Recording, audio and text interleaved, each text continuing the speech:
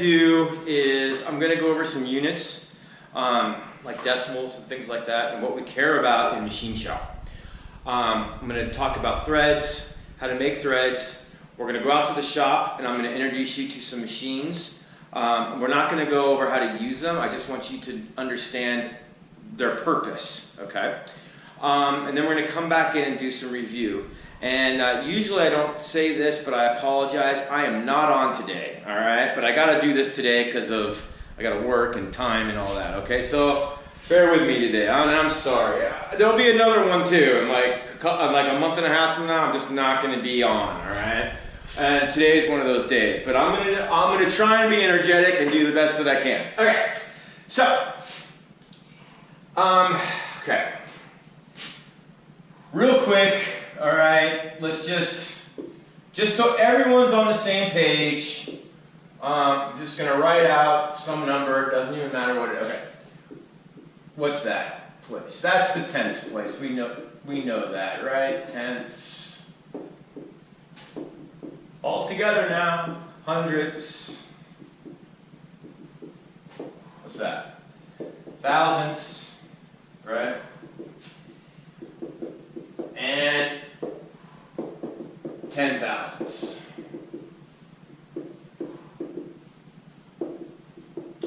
And you're like, I know this already. Okay, but I'm going somewhere. Okay, I just want to make sure everyone's on the same page.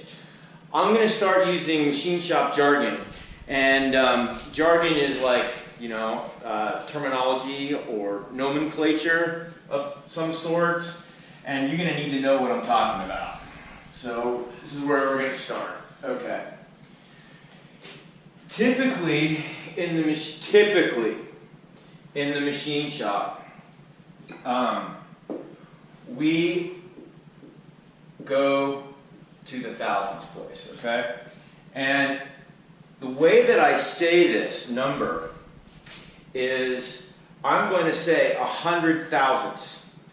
The reason I'm saying it that way, verbally or writing it out, which I'm not going to write it out, 100 thousandths, is because in the machine shop, we care about this number, okay? The thousandths place.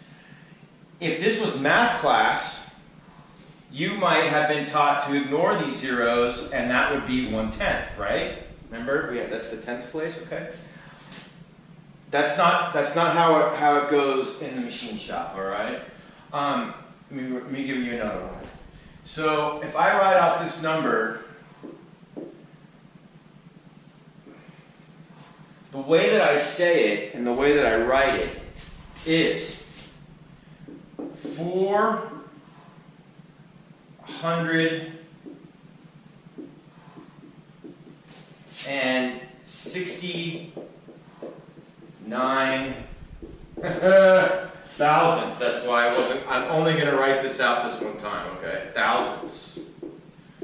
That's the way I say it, and that's the way that I write it. So 469 thousandths.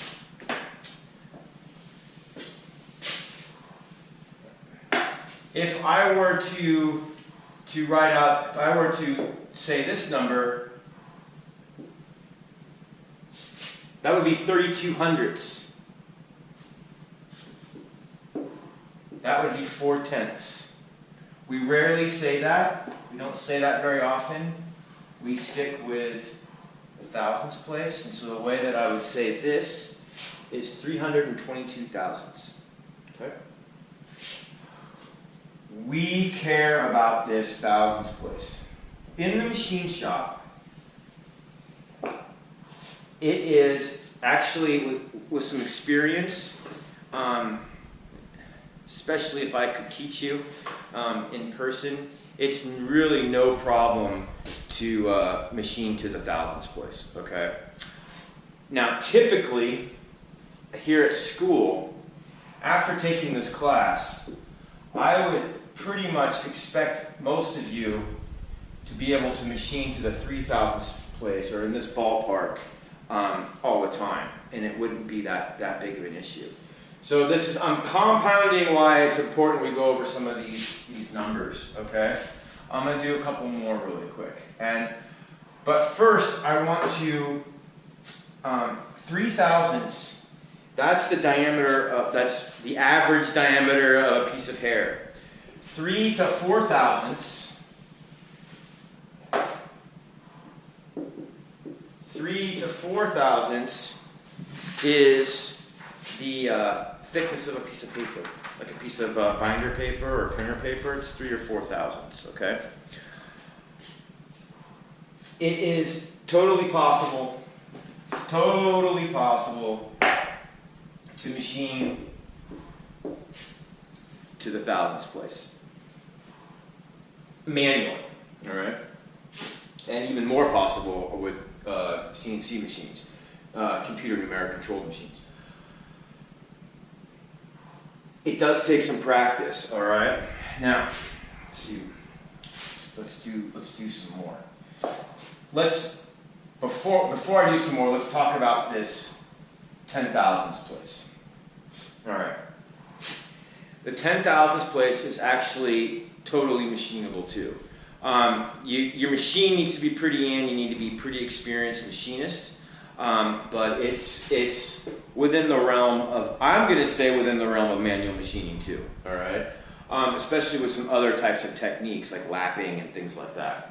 So the deal is though, is that after 3 thousandths, when you start going under this, or I'm just going to say under 1 thousandths, okay, the price of the part gets exponentially higher. Like, woohoo, way high. So you could have a little part like, say, my espresso cup, right? And if you wanted to make these within 3 thousandths, which you'd never want to do, it just happened to be in front of me. If you wanted to make these within 3 thousandths, oh, I don't know, they might be 20 bucks a piece, right? Okay? If you wanted to make these to the 10 thousandths place, they'd be like hundreds of dollars a piece. Okay? All right. So for this class, most of the parts are going to be in that 3 thousandths range. I know I keep writing this. Are in the 3 thousandths range, unless I specify. Okay. Now, when I specify on the print, okay, you're going to get the prints in the email. Don't worry. Okay. Now, I could say this.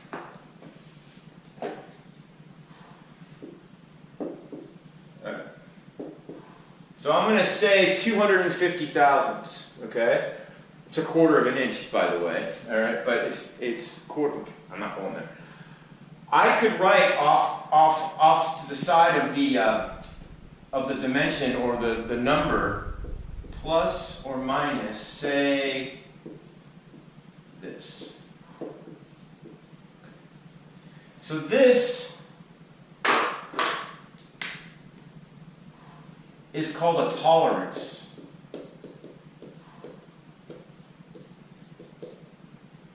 Which means that when I'm making my part on the machine and I measure it, my part can be 253 thousandths. It could be 248 thousandths, right? Because 3 thousandths minus, right? Okay. It could actually be 247 thousandths. Measure my part. All right. If came out to be 245 thousandths, that's 5 thousandths under. Is that within the tolerance? No. All right. So now we're under. We can't grow metal. Where's the part go? Recycle bin.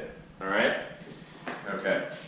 If it came out to be 255 and I could get it back in the machine, I could machine off some material and get it within spec. But that can be tricky to do depending on the type of part it is. Okay.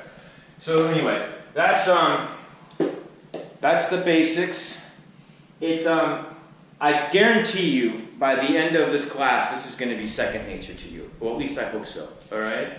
I'm going to do just real quick. I'm going to just do a couple more so we get this. All right. So I might say 1 inch and 125 thousandths. All right? Okay, that happens to be 1 1/8 inches. But we care about this number is where I'm going. All right? Let's do this. So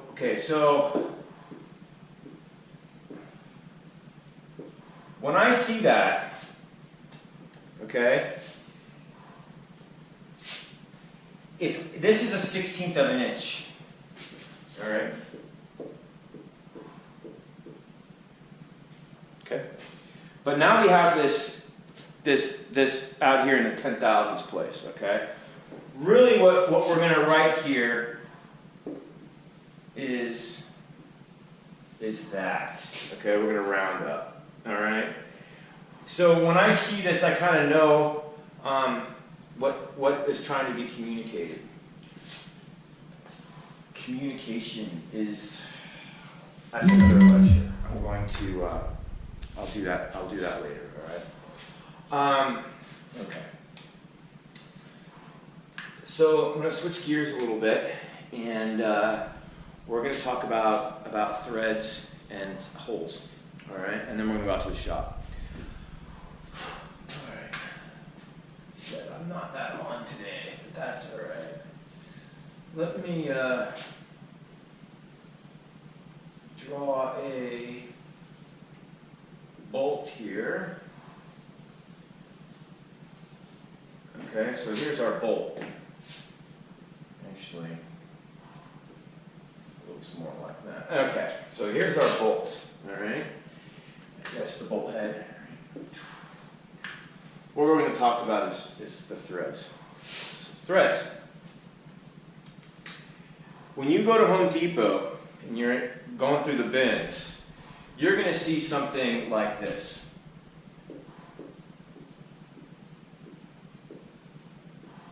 Quarter 20. That happens to be, we're going to use that first, because I think quarter 20 is probably the most popular bolt in the world.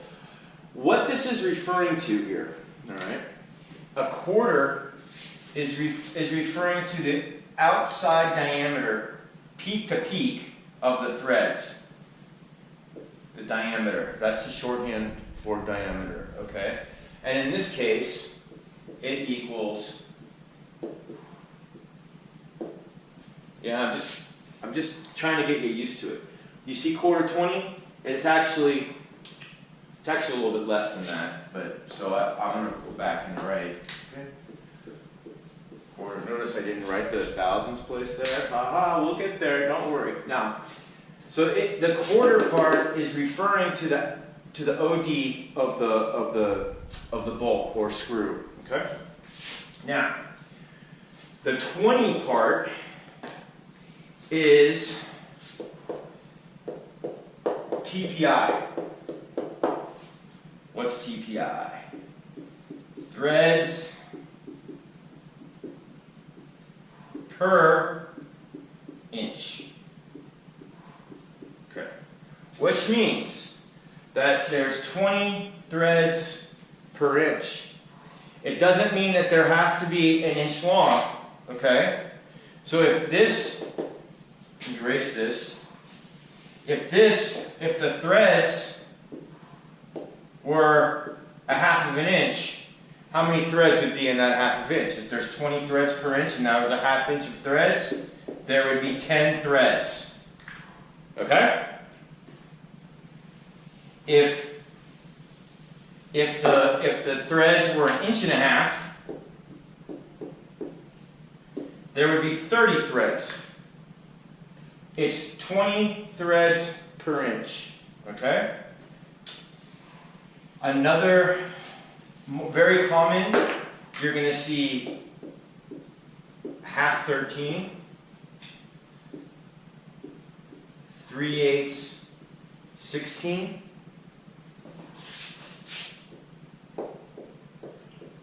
5/16 18, I think.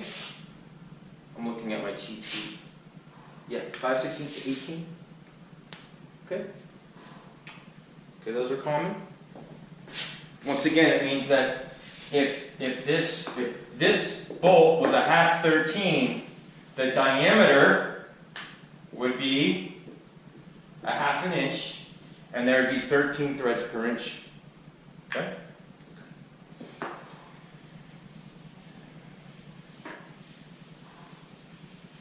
Now, let's take a closer look at some threads. I think that's all I need to do. All right. If you go to the machinery handbook, I don't like this drawing at all. If you go to the machinery handbook and you look up threads and you go open to that page, you're gonna be like, holy smoke, man! There's so much nomenclature for threads. Okay, but what I want to do is I just want to show you the really important stuff, and it's just a couple things, okay, that we have to know. Okay, so this is just threads. It can be internal or external, doesn't matter right now. Okay. The angle, remember when we talked about the drill and the 118? Well, the angle for threads is 30 degrees, okay? It's a 30-degree angle, all right, number one. And, sorry, and then there's only a couple other things I want to point out. And there's so much, but there's, okay? When we talk about threads, and I told you about the outside diameter, okay? The outside diameter. And in machine shop land, that's actually called the major diameter, okay? So what's you probably are guessing it, what's the inside? It's the minor diameter, okay? This is what I really want you to know. That's about it. There's hundreds of names for everything. The crests, the valve, everything. There's just goes on and on and on and on and on. But this is the important stuff, okay? So a 1/4 20, remember the 1/4 20? Quarter's the outside diameter. It's actually called the major diameter. All right.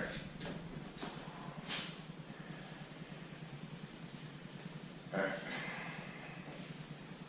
So, how do we make threads? This here. We use a tool, obviously, and this is called a tap. Okay. Let me.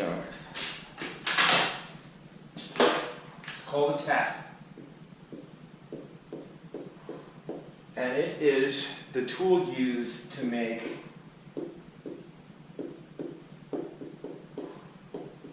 internal threads.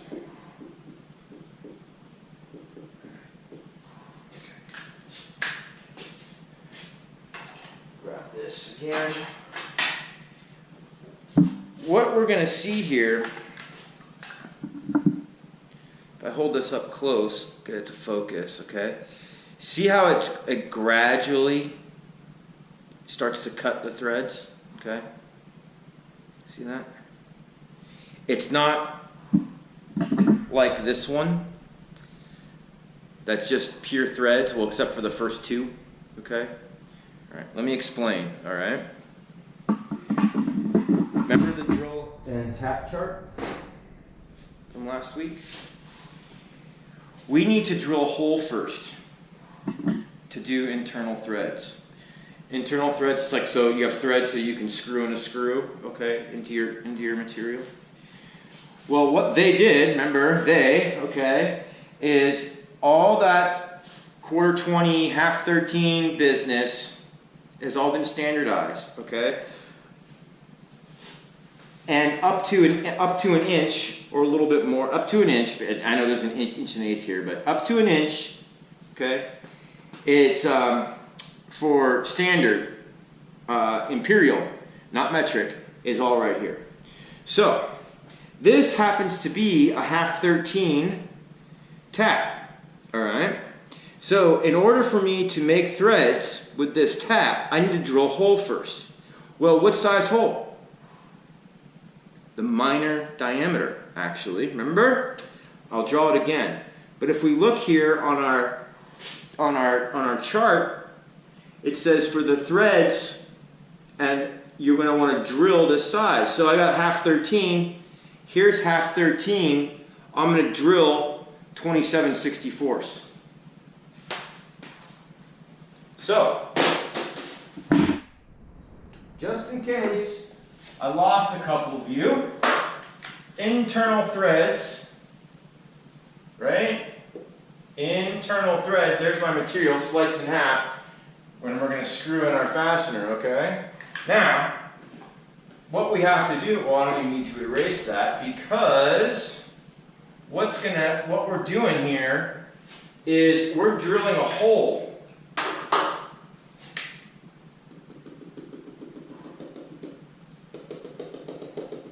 That is the minor diameter. Ha! Okay, guess what? We're now going to take this tap, okay, and we are going to cut. That's why it's gradual. We're going to cut in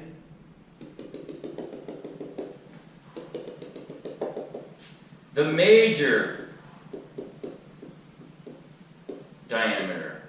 So all this area right in here, in green, this is where we're cutting.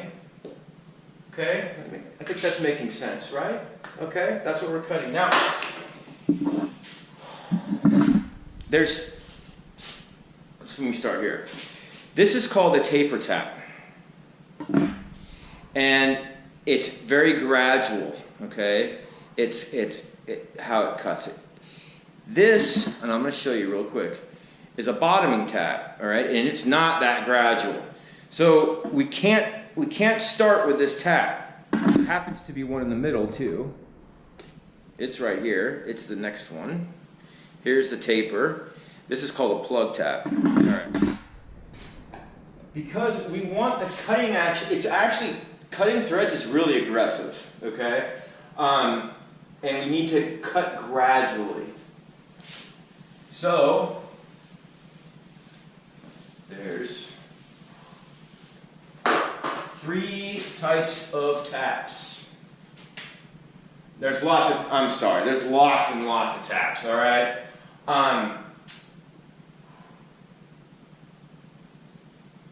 This, the very gradual one, okay?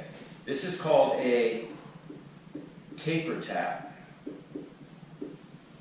And I'm just going to write number 1, because that would be the first one that you use. Then that taper gets less gradual. Okay? I'm going to write number 2. This is called a plug tap. And that would be the second one that you use. Okay? Now, the third one is basically straight.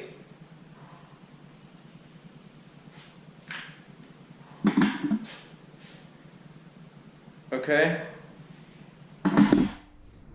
I'm not going to write number 3 because that has a specific purpose to it. Its purpose is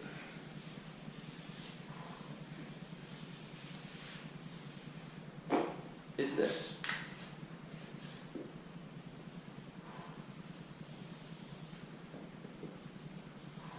This is a hole, okay, and in a piece of material, and we've just sliced it in half, okay? Here's another hole.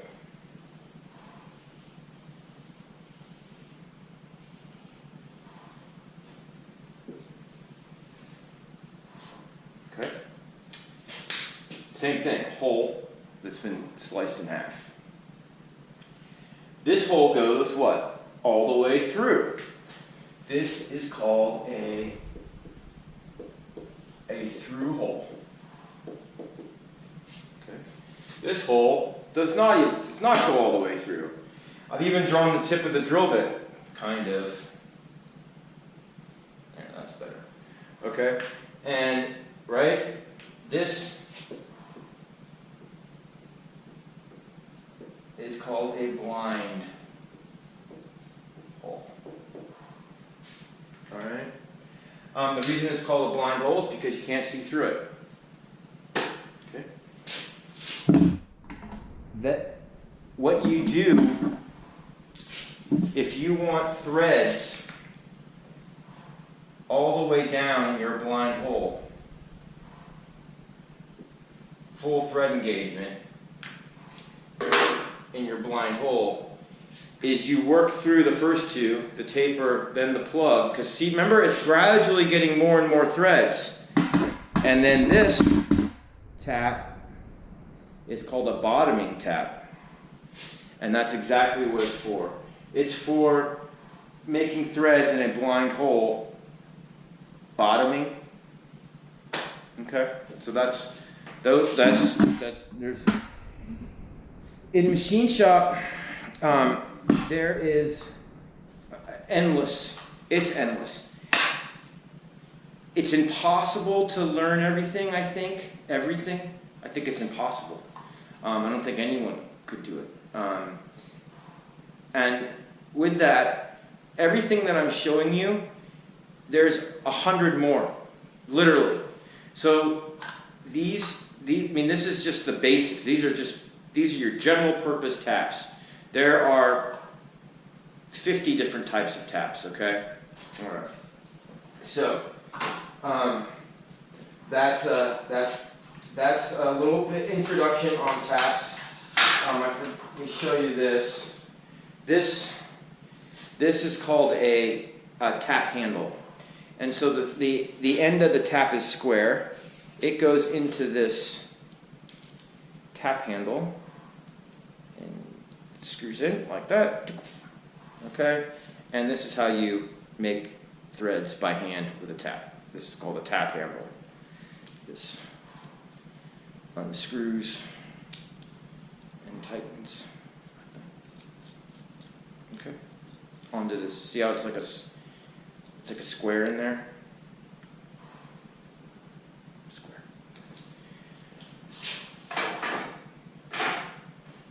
This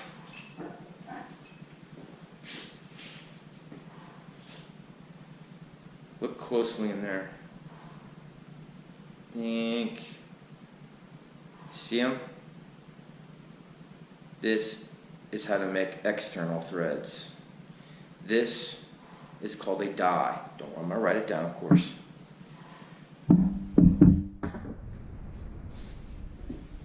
Tap is what makes internal threads. To make external threads, like on a bolt, external threads now, we use a die.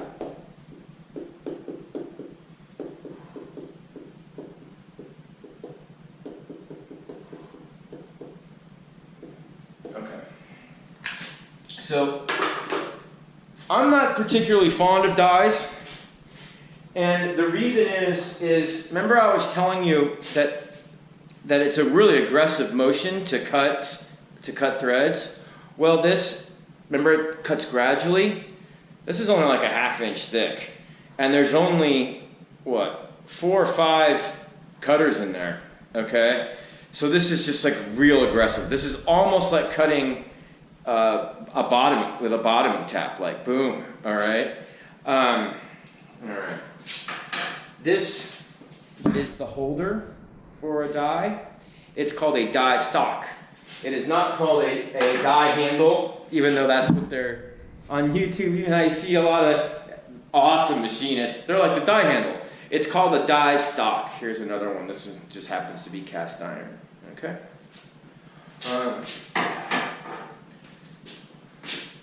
Battery's gonna die. One moment.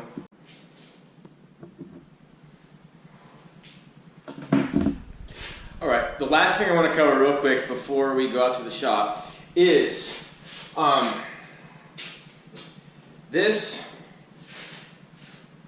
tool right here is a single flute. Remember, single flute. I know. I'm going too far. Going too far. Is a single point countersink, and what it does is it puts a bevel on a hole. All right, like that. I'm gonna get into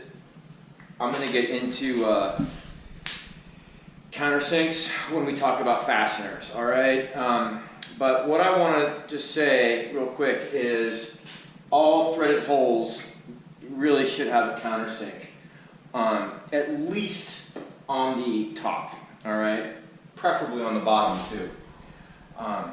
The reason is there's a few reasons. The first reason is that when you tap and you've got that initial thread right there. Remember, I've said a couple times that that tapping is pretty aggressive. It actually the first thread, it actually lifts it up, and then it's higher than the surface, and so not only can you feel it, but then the fastener or the bolt won't sit properly, or if you're bolting this to something else, you're right. I'm just making this up as I go. There's a hole here, and you bolt it to. It's not going to sit flat on the material because there's going to be this little burr here. Okay. All right. So what we do is we use this countersink to knock off that burr. I'm going to talk more about this later. I just want to point that out. Let's go to the shop. Let's go look at the mill and the lathe. Okay, and a couple other things too, the drill press and stuff. And I'm just going to show you what they do. All right. Okay, this machine right here, this is called a drill press. And what we do with the drill press is this is the chuck, all right, and this lever right here brings the spindle. This is called, well, the quill, but we're just going to call it, for right now, we're just going to call it the spindle. Brings the quill and the spindle down, okay? And so what you do is you put your drill bit in here. Remember, we only hold on by the shank, right? And then I'm not showing you how to use it right now. I'm just showing you what it does. And we're going to go over how to use it and the safety and all that, okay? And then I'm going to put a piece of material in here in the vise and turn it on. And it enables you to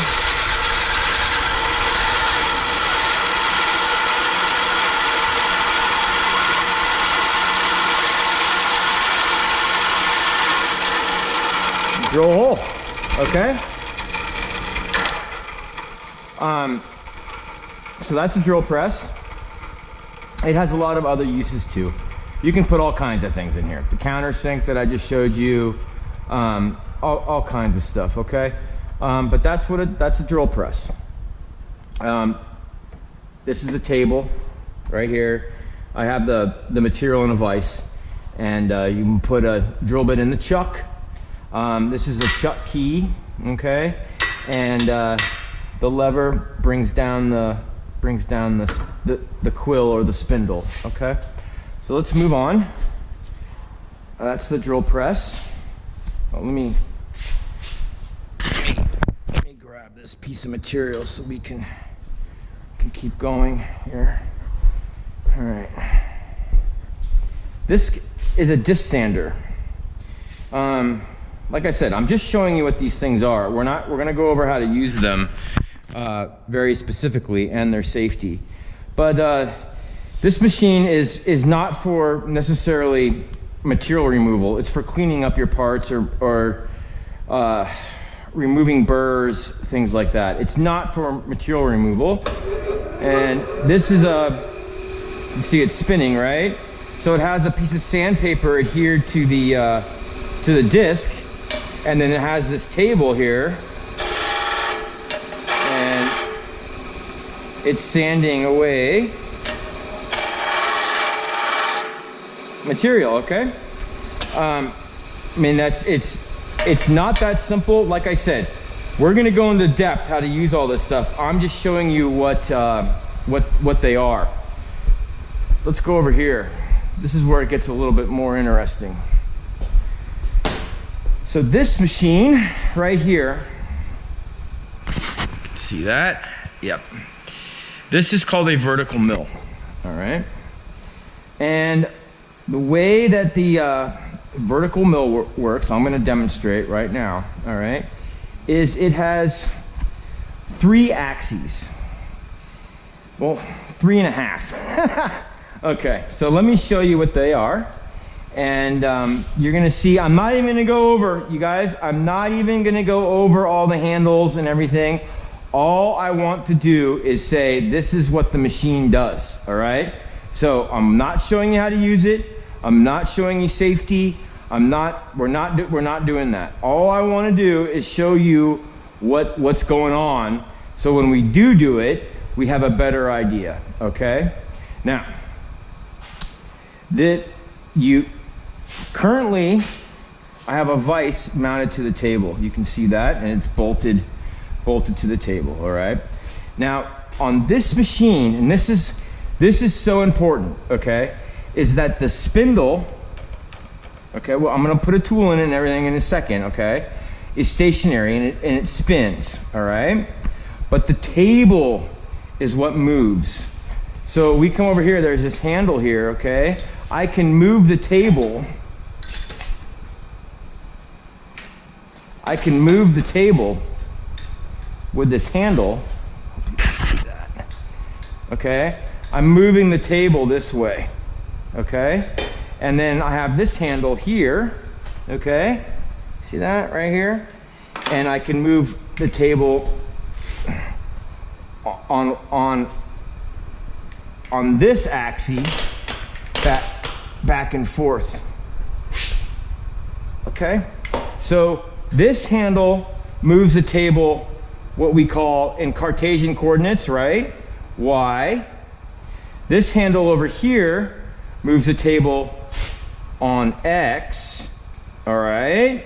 And then this handle right here, see that?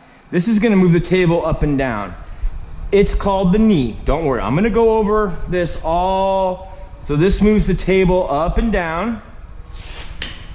All right, so there's 3 axes, X, Y, and up and down is Z, all right? And then this is the quill. This big block is round steel right here. This is the quill, also known, well, I'm just gonna use the terms interchangeably right now. That's the spindle, okay? So what we do, and then this is the head, all right, see that? That's the head, okay? Very basic. I mean, I'm not even, like I keep saying, I'm not getting into it, okay? What we're gonna do is I'm gonna put a tool in here.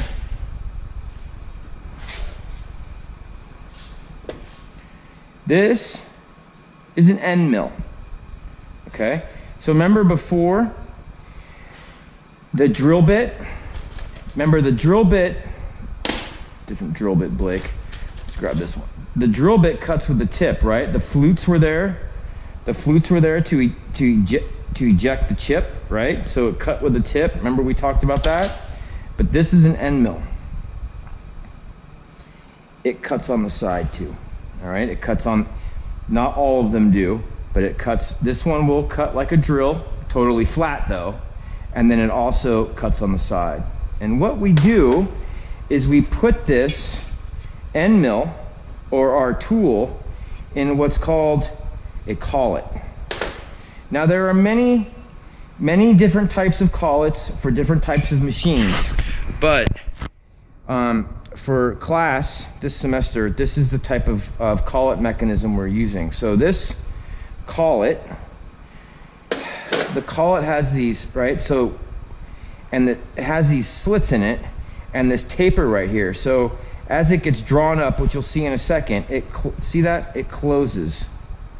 It closes in around the tool. So you put the collet in here. Okay. Let's do this. And then it goes, the collet goes into the spindle.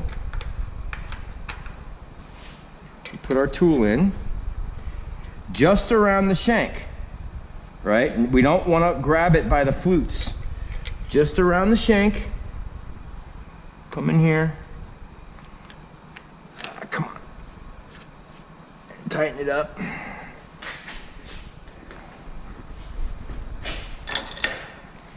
And we tighten the collet with the wrench.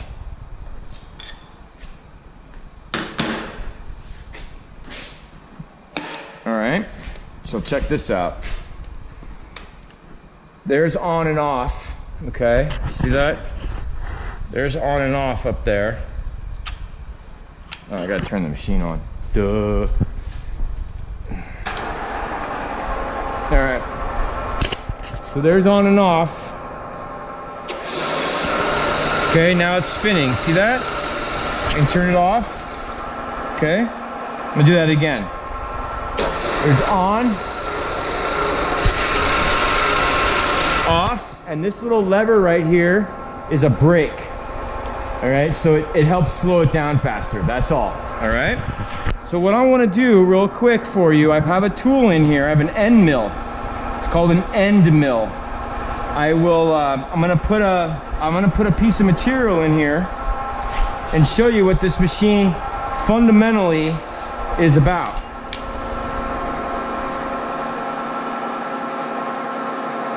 This is called a parallel. Don't even worry about it right now, okay? I'm serious. Don't even. I'm just showing you what these machines, what they do. This is called a vertical mill. Okay, so I'm I got a piece of aluminum in here. All right. And, okay, you ready?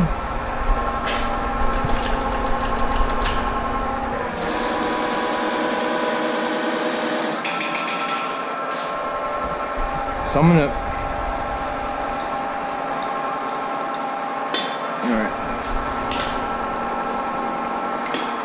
I'm gonna raise the table with, all right, so see, right? I'm gonna raise the table.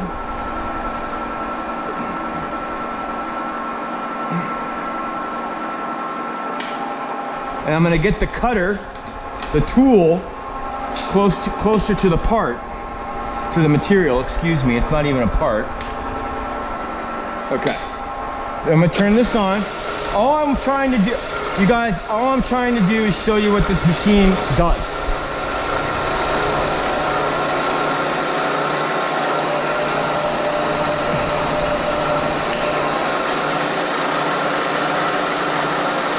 Hang on. All right. So it'll cut on X.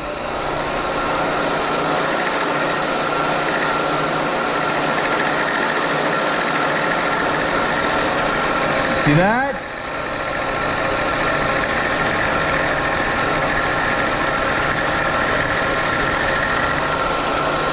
Okay. And it'll cut on Y.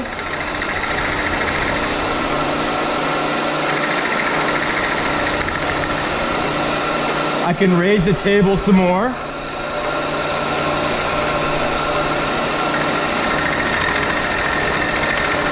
That is my feed rate. Remember we were talking about that? That's my feed rate. The spindle is my RPM.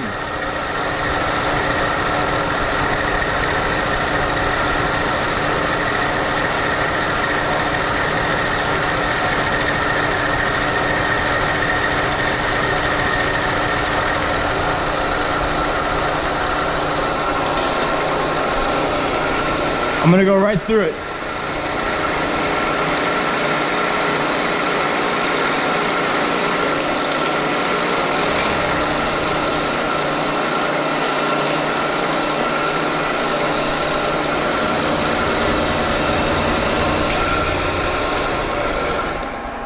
Okay.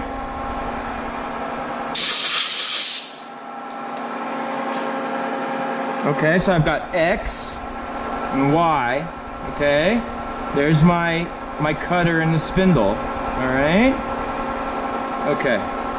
So, I mean, it's really endless what you can do on the vertical mill. There's so many. We're gonna get into it too. You're gonna see all kinds of different cutters, all kinds of different stuff, but that's pretty much it. The main principle here is that the tool, okay, the tool in the spindle is stationary, and what's moving on X and Y, X, Y, and Z up and down is my material. Okay, so the tool is stationary. I'm moving my material. Now, if you notice, what did I end up with here? I ended up with square corners. Why? Because it's just X, Y, and Z, right? So I'm only going to be able, with an end mill, to make square cuts. So you can see, right? See what I did? Okay. Okay, this is just a piece of aluminum. Okay, so I'm gonna turn this off and let's go over to the lathe.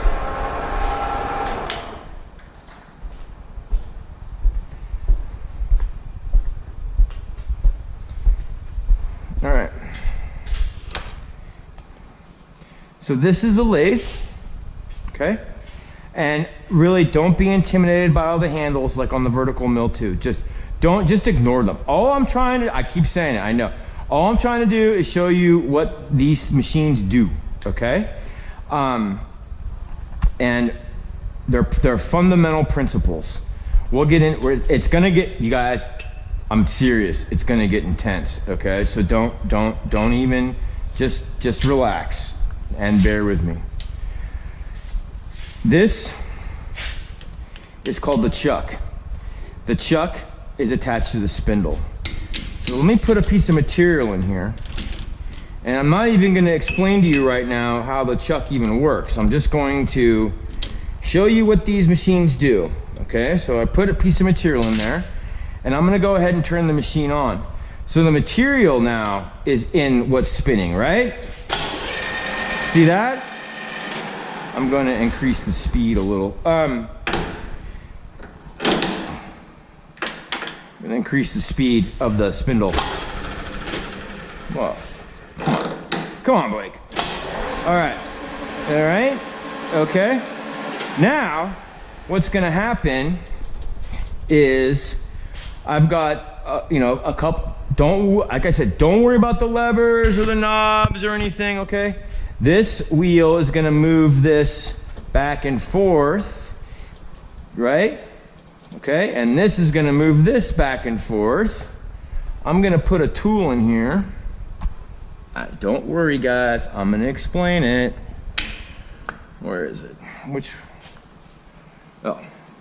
Phone's resting on. Okay, this is the tool for the lathe. This is a I'm just gonna say it's high-speed steel. I'm gonna totally talk about it, and I've made it myself. And this is what's called the tool post, and it just drops in here like this, okay? And this is what the lathe does.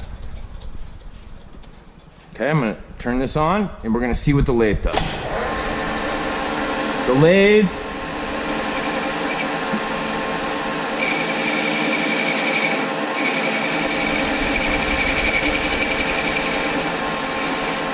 okay?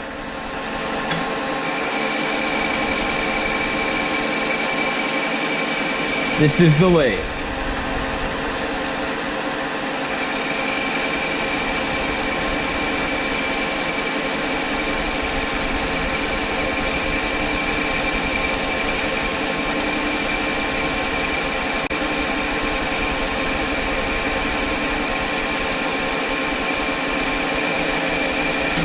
Okay? The operation that I was just doing is what's called turning. I can do another operation.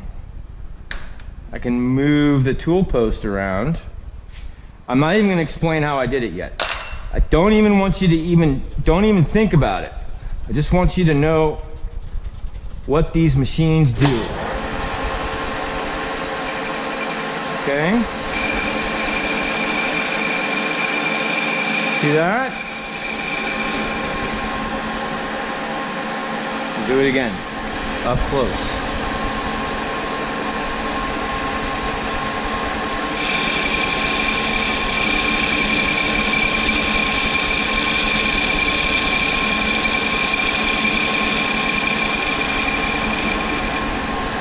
Okay? Once again, we can move our tool around any way we want. And that was what I just did going along this way. That was called facing. This is called turning.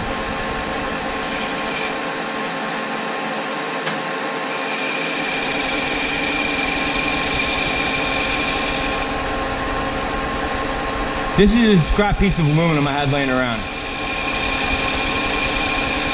Nothing fancy.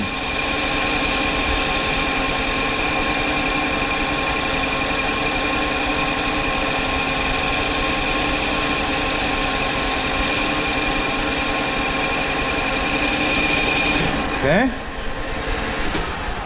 Remember what this is called? The waste?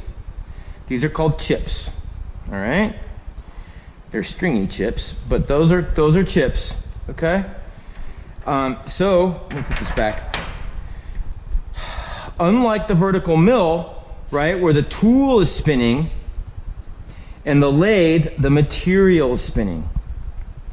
Does that mean that you can do only something round? Can I put something, am I limited to what I can put in here? No. The end result is something like, I could put a rectangle, I could put any shape I want in here, as long as I figure out a way in the chuck to mount it. And we're gonna get there, because we're not gonna just use a 3-jaw chuck all the time. I can put any shape I want in the lathe, okay? And then I can bore a hole and make it round, you know, make the end result of whatever I'm using, of course, because it's spinning, is going to be something round, okay? Where the vertical mill, right, remember, is something square. So those are the main principles that I wanted to show you. I'm not even going to talk about this stuff because we're going to go over it. But I wanted to show you that. So we saw the drill press, we saw the disc sander, we saw the vertical mill, we've seen the lathe. This is a lathe, okay? Oh, let me grab this.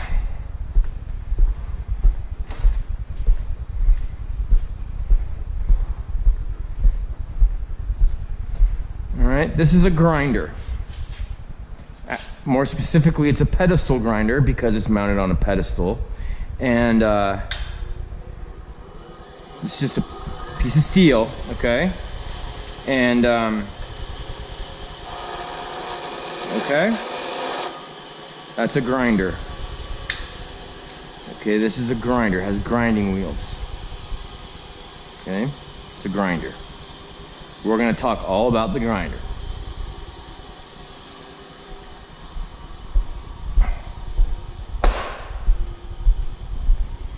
This machine, this big machine, the do-all, right? This is a bandsaw. And what they mean by bandsaw is that the saw blade right here, it's in a band, it's a continuous loop. It's not like a saw like you think sawing like in Popeye or Looney Tunes, okay?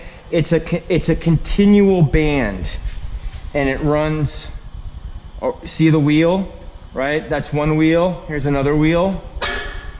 Okay, so it runs on, and then there's a wheel down below. Let's see if we can see that. Okay, see the wheel down below too? So there's 3 wheels. The blade is a band, and it runs all around those wheels, okay? And then there's a motor on this wheel, actually, down there, that drives the whole mechanism, okay? And then we close this. This is the table, okay? And you feed your material in.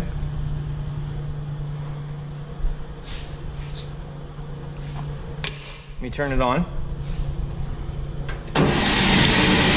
Actually, I'm just going to use this small one, okay? And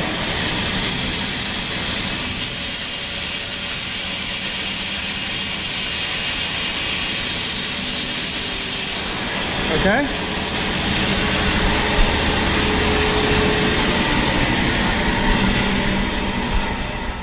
Let it stop. Okay, that's a bandsaw, all right? And we're going to talk all about a bandsaw and how to use it safely, and how to use it for real. This is another bandsaw, and you can see I have this big piece of steel in it. Well, not big, but I've got a 2.5-inch round piece of steel in here that I was using this bandsaw to cut off, to slice off a piece of steel. Okay, phone down. Yeah, I've got all this stuff set up. Same principle. There's 2 wheels. See that?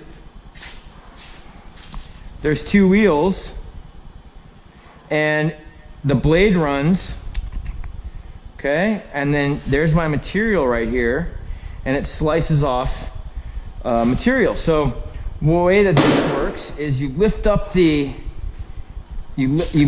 whole almost half the machine, and it comes down onto the material. So I'm not going to cut anything actually, but you know, I could put this out, tighten up the vise. All right, I'm not even going to turn it on. I'm just going to, and I can lower the band. Make sure you can see that. I can lower the band down onto the, see how it's lowering onto it, and then if I were, I'm going to stop it, and then I can turn it on. I'm not going to cut anything, but now it's, see, now the blade's moving, right? So I can slice off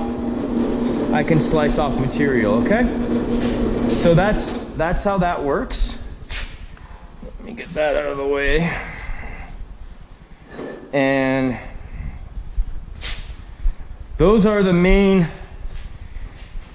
I think those are the main machines we're going to be using some other things too as well, but those are the main machines we're going to be using, and we're going to talk about them in depth, how they're used, tricks, tips, and of course safety. Here's another bandsaw. This is the first one we saw, the vertical bandsaw, the first vertical band. By the way, that's called a horizontal bandsaw for obvious reasons, and this is called a vertical bandsaw. This is a 2-wheel. So if I open this up, there's the top wheel, and down below here is the bottom wheel. Ooh, I need to clean that out. That's the bottom wheel. That's the drive wheel, and the band runs, you know, around the 2 wheels. All right, the saw blade runs between the 2 wheels. Okay, so let's come back into the whiteboard here, and what we're going to do is just a little review. Okay, a little review. So I hope that was a very brief, very quick introduction to what the machines do. Like I have said numerous times, we're going to dive into them deeply, and we're going to really use them. Okay, guys. The other thing I want to do a quick review because we just saw some stuff. Okay. So last week I mentioned the name of the game, and I can't stress it enough. All right. Remember, you already probably know what I'm going to say. Feeds and speeds. Okay. Feeds and speeds. And let's talk about the vertical mill.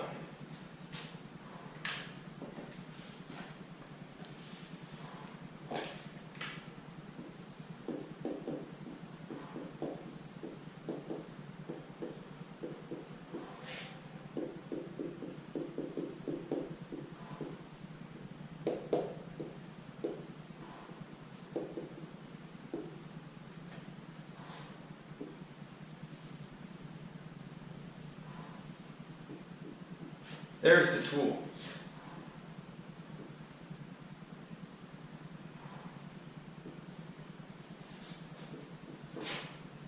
There's the tool on the vertical mill.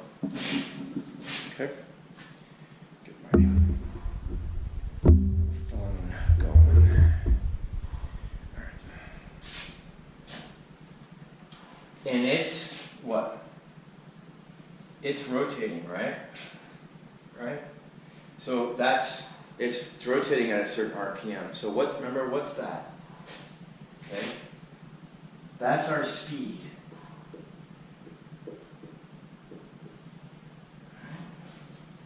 And then remember, I had the piece of aluminum clamped in that vise.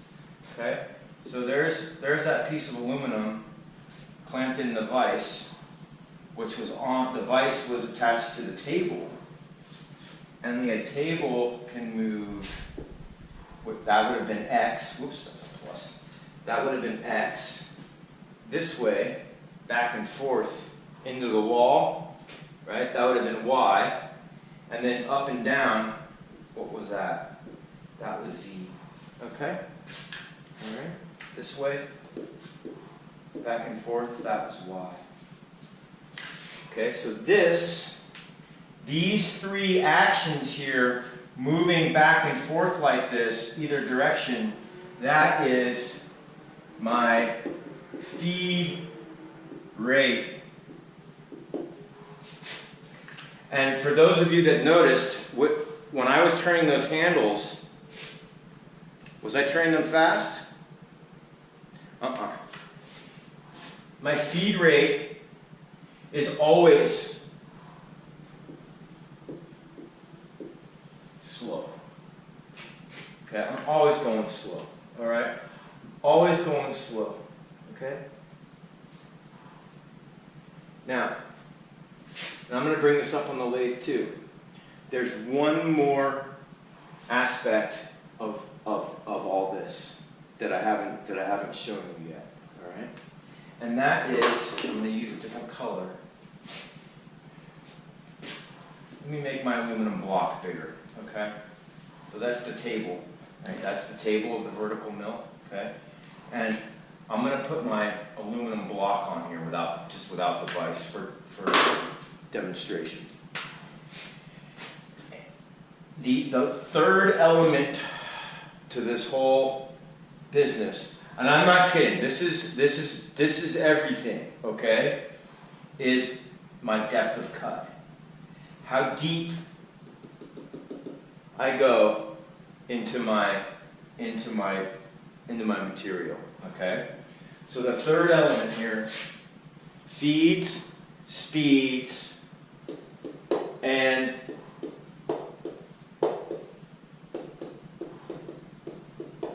my depth of cut. All right.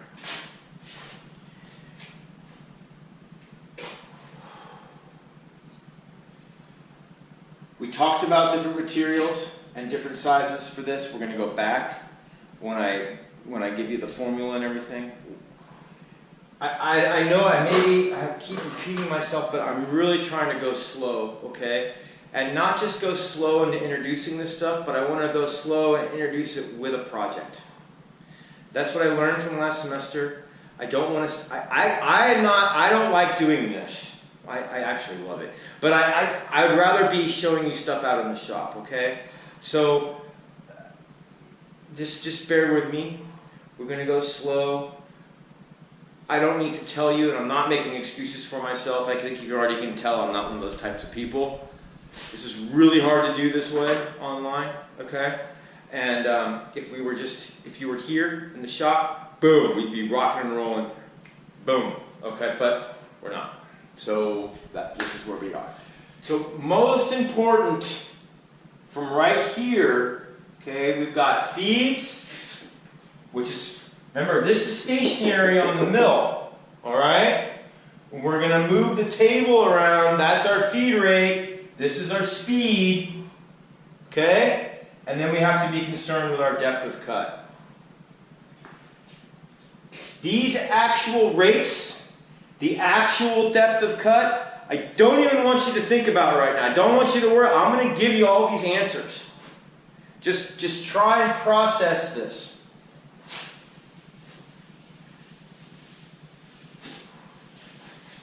Now, the other machine we looked at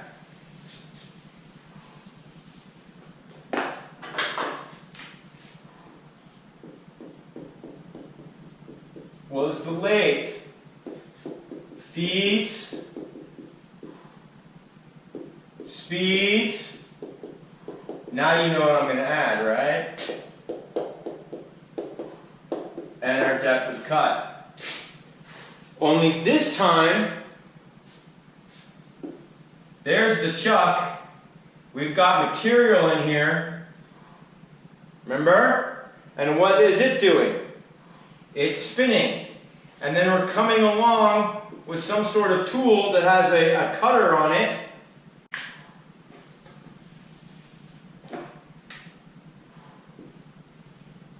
Right? This is rotating.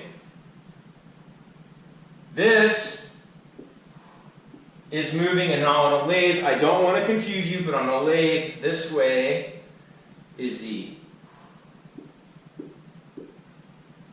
And this way is X. I probably shouldn't have even said it. But now, the material, this is the material. Remember, this is the chuck. This is our speeds.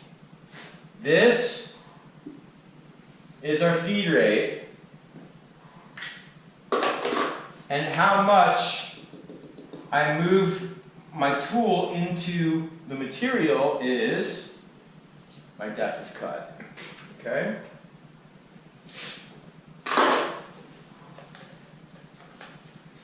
Alright. I think, cool.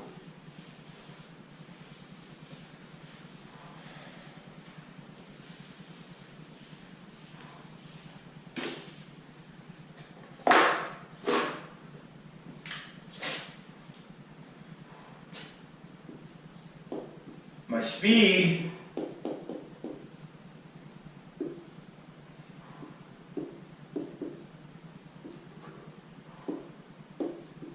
is calculated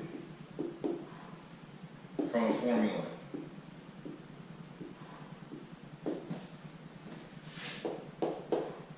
My feed is slow.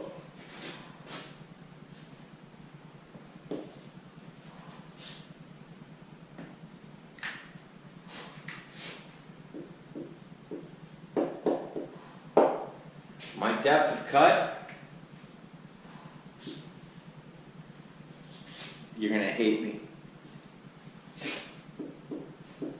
Right now is experience. Oh, man. Come on.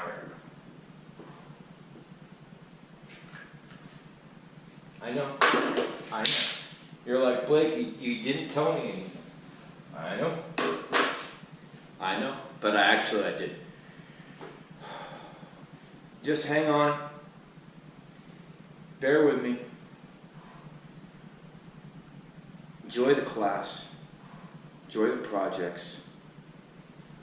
when we're making stuff and I explain it, think about it. When I don't say anything, go make a connection. Going, look at his depth of cut. Look at his feed rate. All right. This, the speed, the RPM is calculated. Have a great week, and see you soon.